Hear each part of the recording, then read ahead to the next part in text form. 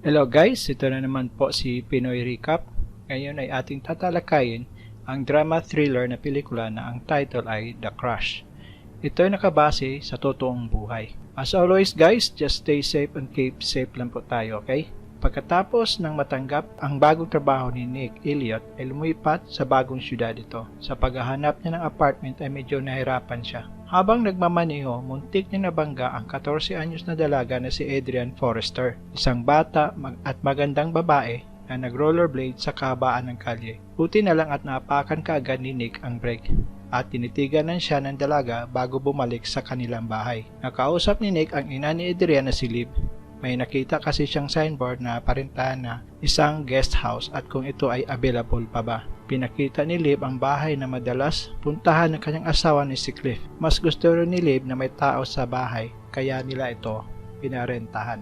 Nang biglang may narinig si Nick na mayroong nagpapatugtog ng piano. Sabi naman ni Liv ay si Adrian ang kanyang anak na nagpapatugtog nito. Sabi ni Nick, nakilala niya na ang kanyang anak sa labas. Nang nagsettle na si Nick, si Adrian naman ay nag-observe lang sa kanya. Dumating ang kaibigan ni Adrian na si Chien at nagtanong kung ano ang nangyari sa kanilang bahay. Sinagot naman ni Adrian ang kanyang kaibigan na mayroong isang lalaki ang nagrenta sa kanilang guest house. Si Nick ay nagtrabaho sa Peck Magazine. Umupo si Nick sa meeting room at tinanong siya ni Amy Madek kung siya ay bago. Sabi naman ni Nick na oo. Nang pumasok na ang kanilang boss na si Michael at ikinwento ang pagkalit ni Nick, si Nick naman ay humingi ng paumanhin. Inutosan ni Michael si Nick na magsulat ng article tungkol ni Robert Libansky, ang taong nagnakaw ng pera na nagkakahalaga ng $2 bilyong.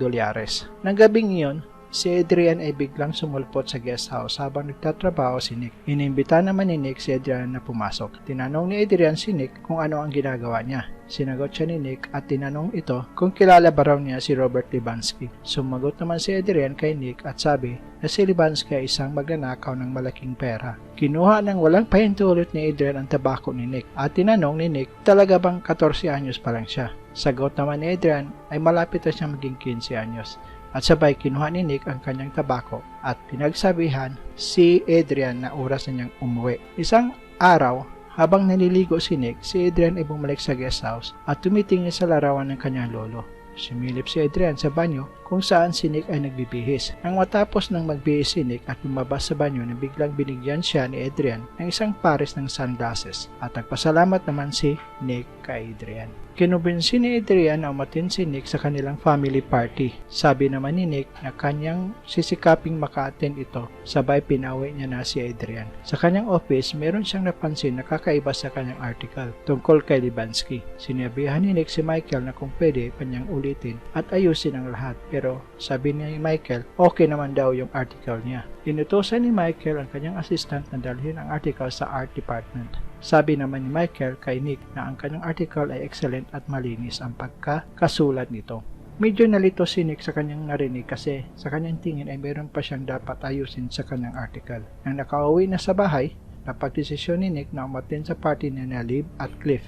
Ipinakilala ni Liv si Nick sa kanyang asawa na si Cliff. Maya-maya lang ay narinig ni Nick na may nagpapatugtog ng piano at dito nakita ni Nick si Adrian na siya mismo ang nagpapatugtog ng piano. Pinalakpakan ng mga tao si Adrian sa ganda ng kanyang tugtog. Nang lumapit si Nick kay Adrian, sinabi nito na alam niya na darating siya at tinanong ni Adrian si Nick kung anong sinabi ng kanyang boss tungkol sa kanyang article. Dito, nalaman ni Nick na si Adrian ang nagbago at nagsulat ng kanyang article. Tinanong ni Nick si Adrian kung paano siya nakapasok sa guest house at sinagot siya ni Adrian na di naman daw siya nahirapang pumasok. Sinabihan ni Nick si Adrian na okay naman yung article na ginawa niya at binanggit pa nito kung saan nagkamali si Nick. Sabi naman ni Nick na di tama yung ginagawa niya. Dismayado si Adrian. Gusto lang naman kasi niya na magustuhan siya ni Nick. Sabi naman ni Nick, oo, gusto naman daw ni Nick si Adrian. Agad-agad, inimbitahan niya si Nick na lalabas sila at meron siyang ipapakita na lugar kay Nick. Nagdadalawang isip si Nick pero sa kakulutian ni Adrian ay sumang-ayon na rin ito. Pumunta ang dalawa sa isang coastal lighthouse na kung saan humingi ng pamanhin si Adrian sa pagbago ng kanyang article. Inamin din naman ni Nick na di naman daw siya ganun kagaling na writer. Pero masama pa rin ang loob niya na isang 14 anyos lang siya nalalamangan. Ikinuwento naman ni Adrian kung gaano kahirap makipag-kaibigan. Kaya lang daw siya may kaibigan na si Chien ay dahil sa magkaklase ang kanilang mami sa kolehiyo. Sabi pa niya kay Nick na sabi daw ng iba na siya ay kakaiba sa lahat. Kinomfort naman siya ni Nick at sinabihan na sila ay maging magkaibigan na. Bigla na lang hinalikan ni Adrian si Nick sa kamay at sabi na huwag siyang matakot kay Adrian. Bago pa makasagot si Nick ay hinalikan na siya sa labi ni Adrian. Dito, inawat ni Nick si Adrian na kailangan na nilang umuwi. Nang matulog na si Adrian ay nakangiti ito. Iniisip niya ang halikan nila ni Nick. Isang araw, nang nagkaroon ng salo-salo, si Nick kasama si Amat at iba pa niyang mga kaibigan, ay binisita siya ni Michael at sinabihan si Nick na gusto makipagkita sa kanyang si Libansky. Gusto ni Libansky na magkaroon ng kasunduan sila ni Nick. Hula ni Michael na baka mayroong nakita si Libansky sa article ni Nick na kinabibiliban nito. Pagkatapos ay nag-iwan ng alak si Michael kay Nick matapos sabihin ang lahat. Naghanap ng stick si Amy sa likuran dahil kailangan para sa marshmallow ni Nick nang biglang sumulpot si Adrian na kinagulat naman ni Amy at sinabihan ni Amy si Adrian na may bahay ng bubuyog sa punong kahoy. Sinabihan ni Adrian na umalis ng dahan-dahan si Amy at sumabay na lang sa kanya balik sa bahay. Nakita ng dalawa si Nick na may kausap na magandang babae. Sinabihan ni Adrian si Amy na di dapat mag-alala, may mga lalaki daw na sadyang gusto nila ang babaeng maliliit ang dibdib. Iniwan ni Amy si Adrian at kinausap si Nick. Tinanong si Nick kung okay lang ba daw si Adrian. Sabi naman ni Nick, akala niya ay nagkakasundo sila. Pero ayon kay Nick na si Adrian ay bata pa. Sabi naman ni Amy na si Adrian ay may gusto kay Nick. Binaliwala lang ito ni Nick at kinuha ang kanyang phone. May message si Adrian kay Nick na nagsasabing lagi daw siyang iniisip ni Adrian at sinasabihan si Nick na tawagan siya. Sinabihan ni Amy si Nick na kailangan siya ay maging mature sa ganitong sitwasyon. Tinanong ni Nick si Adrian kung kinuha ba niya ang larawan ng kanyang lolo pero pinasinulingan ni Adrian ito at sinabihan din niya si Nick na kung bakit daw naman niya kukunin ito. Dito, tinapos na Nick ang kanilang pag-uusap. Pinuntahan ni Nick ang bahay nila Adrian at hinanap niya ito. Di niya nakita si Adrian hanggang napunta siya sa kwarto nito. Wala din doon si Adrian. Nang may narinig siyang may tao sa banyo, doon nakita niya si Adrian naghahanda para maligo. Wala nang choice si Nick kundi magtago na lang sa cabinet ni Adrian. Si Adrian ay nagpunta sa kanyang kwarto at nagtanggal ng kanyang suot. Nakita ni Nick si Adrian na nakahubad patalikod nang biglang nakagawa ng ingay si Nick sa loob ng cabinet. Narinig ito ni Adrian at sinadya na talagang humarap kay Nick na nagtatago sa cabinet. Maya-maya lang ay bumalik na sa banyo si Adrian at sinamantala naman ito ni Nick para makalabas. Nang palabas na siya sa pintuan ay nasalubong siya ni Cliff na daddy ni Adrian. Tinanong si Nick kung anong ginagawa niya sa loob ng bahay. Sabi naman ni Nick na nagsauli lang siya ng libro kay Adrian. Humingi ng tulong si Cliff sa kanyang mga dala kay Nick para dalhin sa attic. Pagkatapos noon ay umuwi na lang si Nick. Isang araw, kinausap ni Nick si Adrian. Sabi ni Nick kay Adrian na gusto daw siya nito. Sagot naman ni Adrian na siya din ay may gusto kay Nick. Pero pinapaliwanag ni Nick na gusto niya si Adrian bilang kaibigan lamang at ang agwat nila sa edad ay sadyang malayo. Pero para kay Adrian ay binaliwala niya lang ito. Palis na sana si Nick nang pinaalala ni Adrian ang kanilang halikan. Sabi naman ni Nick na yun ay isang pagkakamali. Pero nang sinabi ni Adrian na pagkakamali ba daw din ang pumasok sa kanyang kwarto at makitang nakahubad siya, mistulang naging estatwa si Nick na di makasagot sa sinabi ni Adrian. Tumalikod na lang si Nick. Ngunit tinanong na naman siya ni Adrian kung nasubukan na ba daw niyang sumiping sa isang babaeng walang karanasan. Dito nagalit na si Nick at sinabihan si Adrian na bata pa siya para sa kanya. Pero para kay Adrian ay wala lang sa kanya ito. Isang araw, pinakita ni Nick kay Amy ang bago niyang pinagawa na sasakyan. Nang biglang nakita nila sa harapan ng sasakyan na vandalized na ito. Isinumbong ni Nick sa mga magulang ni Adrian. Sinabi ni Nick na may suspetsya siya na si Adrian ang may gawa nito. Sa kasamaang palad ay di siya pinapaniwalaan ng dalawa lalo na't di niya nakita si Adrian na aktwal na gumawa nito. Dumating si Adrian at dito diretsahang tinanong siya ni Cliff kung siya ba talaga ang gumawa sa pag-vandalize sa sasakyan ni Nick. Pinasinulingan ito ni Adrian at sabay umalis ito. Sa labas, sinabihan ni Chien si Nick kailangan nilang mag-usap tungkol kay Adrian at makipagkita sa kanya sa likod ng bahay. Lingid sa dawa, nanood lang pala si Adrian sa kanyang bintana. Isang araw, sinabihan ni Adrian ang kanyang kaibigan na magbihis at siya na ang bahala sa mga kabayo. Pasalamat naman si Chien sa kanya. Lingid ni Chien na hiniluwagan ni Adrian ang upuan na nasa kabayo. Sa kanilang pag-practice, si Chien ay nahulog sa kabayo at niyala sa ospital. Nang gabing iyon, naghintay si Nick kay Chien pero di ito sumipot. Nang palis na sana si Nick, biglang nakita niya si Adrian na nakatayo sa kanyang harapan. Tinanong ni Adrian si Nick kung may gusto ba raw ito kay Chien. pero binaliwala lang ito ni Nick. Dito sinabihan siya ni Adrian na si Chien ay nasa ospital dahil sa isang aksidente. Tinanong ni Nick si Adrian kung okay lang ba daw si Chien. Sinagot na naman siya nito na oo, maging okay siya. Nang paalis na si Adrian, sinabihan pa si Nick mag-ingat. Isang araw umuwi si Nick kasama si Amy. Nagpaiwan muna si Nick sa sasakyan samantalang nauna si Amy sa bahay. Tinanong ni Adrian si Amy kung nakapunta ba daw siya sa lighthouse at sabi dinala daw siya doon sa isang beses ni Nick at sabi baka balang araw ay dadalhin daw si Amy doon sa lighthouse. Nairita si Amy at pumasok na lang sa guest house at ang sumunod si Nick ay binati ito ni Adrian pero si Nick ay parang wala lang nakita. Sa opisina ni Nick ay ikinuwento niya ang kanyang pagkikita nila ni Libansky nang biglang tinawag siya ni Samantha at sinabi sa kanya na ang kanyang file ay walang laman. Iniisip ni Nick baka mali lang yung nadala niya. Bumalik si Nick sa bahay at doon nakita niya na lahat ng files at disk ay nawawala na. Tinawagan ni Nick si Amy at sinabi na ginalaw ni Adrian ang kanyang mga files at sinabihan niya si Amy na siya lang muna ang bahala sa trabaho nila. At sumang-ayon naman si Amy. Sinabi ni Nick na aalis na siya sa guest house kapag natapos na niya ang article. Nang mapansin ni Nick na may nakatagong disk sa ilalim ng carpet, pinulot niya ito at inangat ang carpet.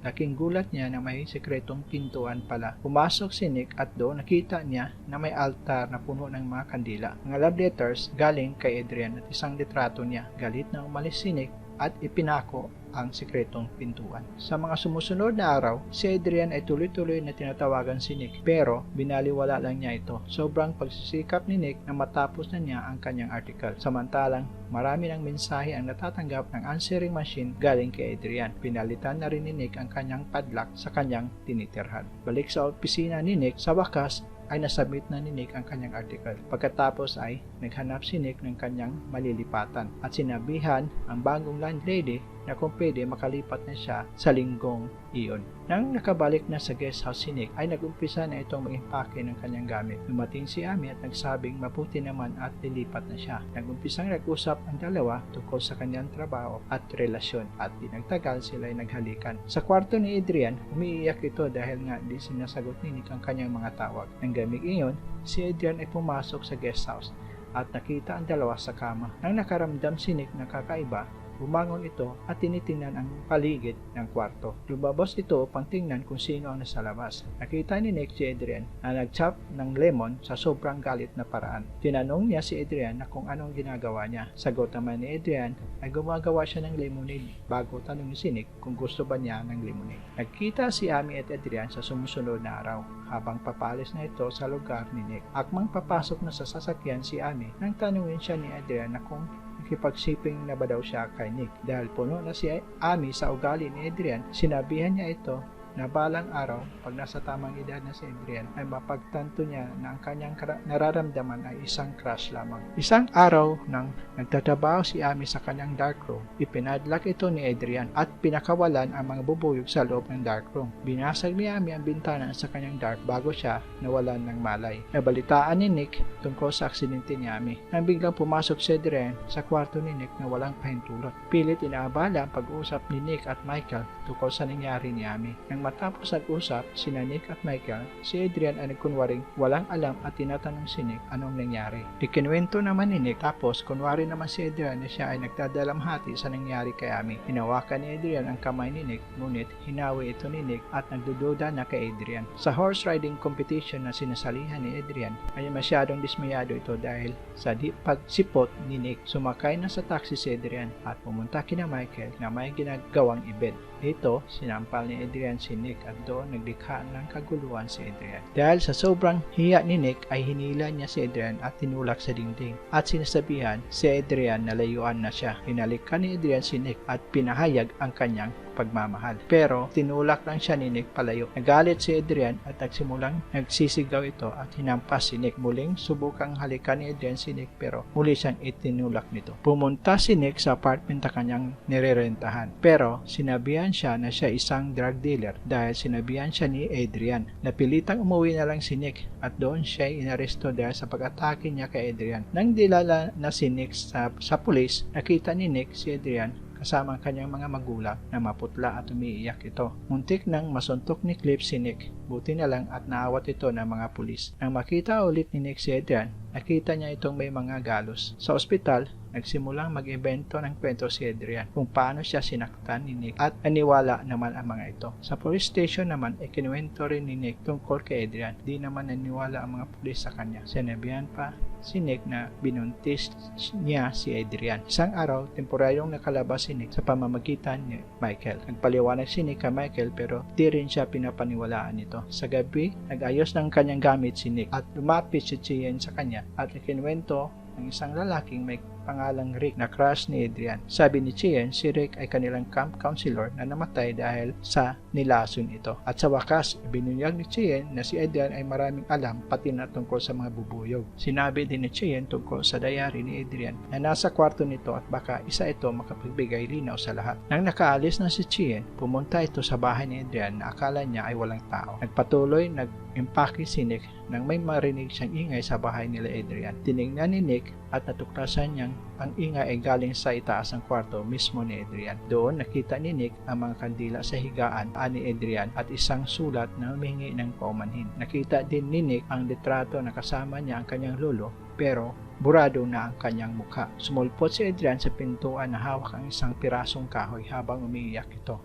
Tinanong ni Nick si Adrian kung nasaan si Chien. Lalong nagtampo si Adrian kay Nick at sabi na bumalik siya para lang sa kanya. Binaliwala ni Nick si Adrian at patuloy hinanap si Chien. Nagsimulang hampasin ni Adrian si Nick sa dala niyang kahoy. Lumaban si Nick pero naitulak siya ni Adrian at nahulog ito. Nang tuluyan na sanang wakasan ni Adrian ang buhay ni Nick, ay biglang may dumating. Dali-daling umakyat si Adrian habang sinubukan ni Cliff na makapasok sa bahay. Si Nick naman ay nakuha pa niyang umakyat sa attic at doon nakita niya si Chien na tinali sa carousel. Si Cliff ay nakapasok na sa bahay habang tinulungan ni Nick si Chien pero pinagpapalo naman siya ni Adrian. Sinubukang awatin ni Nick si Adrian nang dumating si Cliff at inatake si Nick. Pinalo naman ni Adrian ang kanyang daddy na nawalan ng malay. Bumalik si Nick kay Chien para tulungan ng biglang papaluin na naman siya ni Adrian. Mabuti na lang at naunahan niya ito at nasuntok sa muka at bulagta si Adrian. Nakalipas ang mga araw, ipinasok sa psychiatric hospital si Adrian kung saan patuloy sumusulat kay Nick. Laging chine-check si Adrian ng kanyang mga doktor at sinabihan na siya ay gumagaling na at pinaalala sa kanya na umattend sa session nila sa tanghali. Samantala,